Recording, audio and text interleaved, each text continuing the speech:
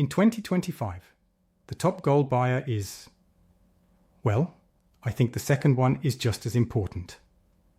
I'll talk about the recent big change in gold prices and the reasons behind its record-breaking rise when inflation is taken into account in this video. The Visual Capitalist has an infographic that shows all the gold that central banks have bought over the last 10 years. It shows the patterns that have come up over that time.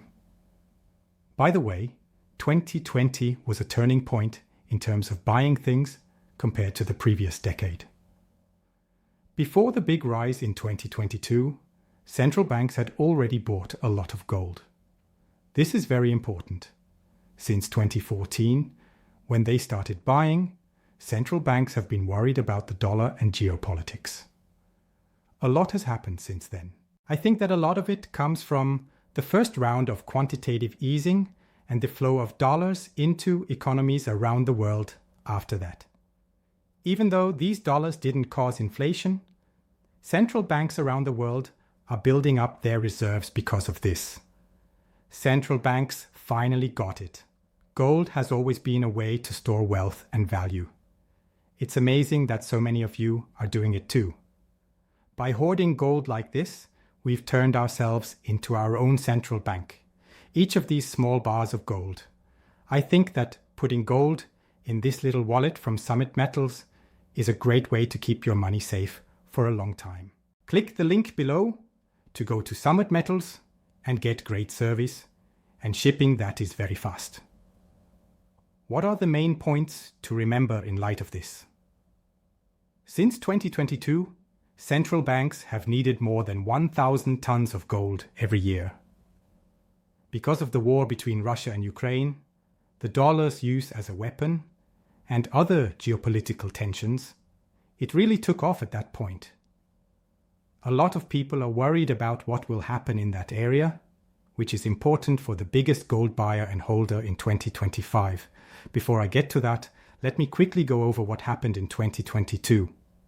That year, central banks bought 1,080 tons of gold. I can't believe it. It's hard to believe since it's more than twice as much as in 2021. So, in 2021, they bought 450.1 tons. And in 2022, they bought 1,080 tons.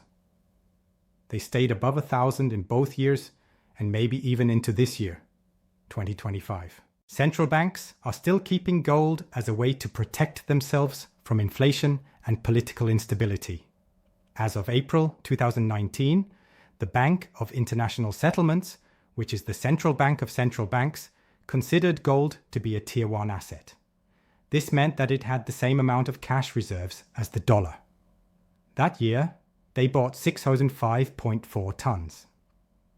This is the second highest amount they bought before 2022, after the 656.2 tons they bought the year before. 3 years have gone by, and purchases have been more than 104% of what they were the year before. In 2024, 3 years later, we can see that 23 countries increased their reserves by looking at the tons of net purchases and sales in the first half of 2025.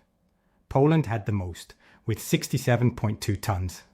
That country is in Europe, which says a lot. I understand. So, based on the official reserves, it's clear that this movement and shift is going more toward the west than the east. The official number for China's first half accumulation is 19 tons, but many people think the country is actually getting a lot more. But the second one might be even more revealing. To make the trend fit with what other central banks in the West are doing. In the first half of 2025, the amount of gold that Azerbaijan has in its reserves grew by 34.5 tons. It just goes to show that there is another country that used to be a Soviet republic and has added a lot more. Azerbaijan is a transcontinental country that crosses both Asia and Eastern Europe. Kazakhstan is another country that used to be a Soviet republic. At 22.1 tons, they are still very close to being in that group. The next countries on the list are not in Europe. They are China, Turkey, Chechnya, and the Czech Republic, which has given 10.8 tons. So far, in the first half of 2025, Poland has clearly come out on top, followed by the very small countries of Qatar, India, Ghana, and Cambodia. Most people or analysts think that 2025 won't be better than previous years. But this data is interesting and important because we might have another great year. We won't know what will happen until we reach 1,000 tons, but these numbers are only from the first half of the year. The numbers are up to date as of September 2025, and the International Monetary Fund says that the world's gold reserves are 36,259 tons. It's pretty amazing, and we can see that all this buying should help us understand what's going on in the world. There is uncertainty. We should act like our own central bank and stockpile gold, because the world's worry is spreading and isn't going away.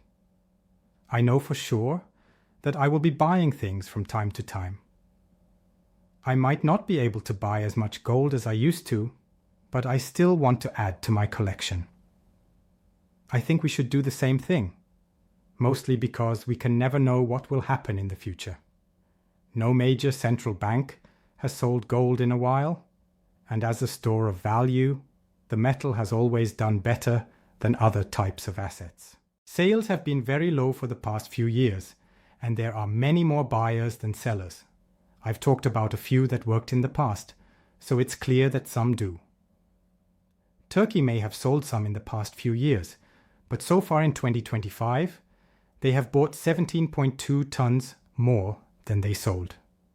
This is bad news for the economy because it means uneven growth, high inflation, and ongoing geopolitical flashpoints, all of which could keep the market volatile. Even so, central banks will keep buying gold to protect their cash reserves, foreign exchange, and other Federal Reserve assets. Gold is the last place to go for safety. Central banks are aware of this. Gold is a promise of real money that can't lose value. And it's interesting that this is why people store it. You can't make gold. I know this, and so do the central banks. That's why I've kept trying to trade some of my FRNs for real, cold, hard cash. I couldn't agree more. It really is a liquid metal. I strongly recommend that you include gold in your portfolio because this year it has been more liquid than silver. I also think it's important to have enough cash on hand. I will keep doing that, but I think gold is a great way to protect your money and hedge your bets. It has worked as an investment so far, but the real value will come in the long run. Keep your money for a long time. That is the main point, and it's why I'm hoarding gold. I think Poland has figured this out, and I think other countries will too. I think that even the strongest countries should hold more gold, because China and other countries will eventually catch up to the US and other countries that hold a lot of gold.